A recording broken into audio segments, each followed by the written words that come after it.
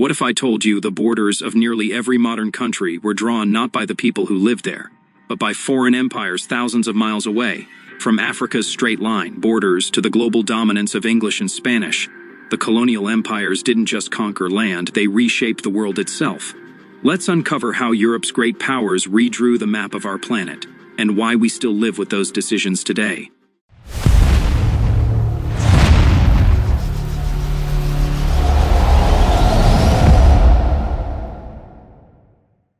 It all started in the 15th century. European nations, Spain, Portugal, England, France, and the Netherlands, launched the age of exploration, racing to find new trade routes to Asia. But when explorers like Columbus and Vasco da Gama reached the Americas, Africa, and India, trade soon turned into territorial conquest. By the 1600s, the idea wasn't just to trade spices or gold. It was to claim territory, extract resources, and expand influence under the flag of empire. By the 19th century, the world was carved up like a pie chart of power. The British Empire stretched across every continent. The saying "the sun never sets on the British Empire" was literally true. France controlled much of North and West Africa. Spain and Portugal held Latin America, while the Dutch and Belgians built colonies in Asia and Africa. At its peak, over 80% of the globe was under some form of colonial rule. Maps from this time show huge regions shaded in imperial colors, visual proof of how a few nations dominated billions of people. But here's where things got messy.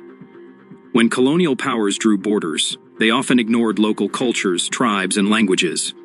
Take Africa. The Berlin Conference of 1884 divided the entire continent among European powers, with straight lines drawn on maps that made no sense locally. The result? Ethnic groups split apart, rival groups forced together, and many of today's conflicts trace back to those artificial boundaries. After World War II, the tide turned. Colonies began demanding independence, inspired by global movements for freedom and self-determination. India broke free in 1947, followed by dozens of African nations in the 1950s and 60s.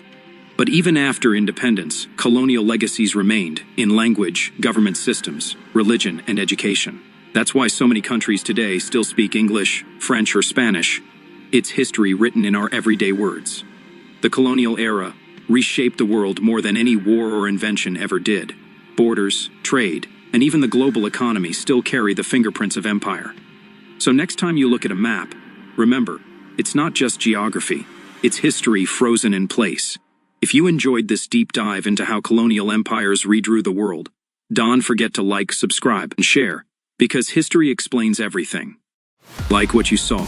Don't forget to like, subscribe, and check out the next video.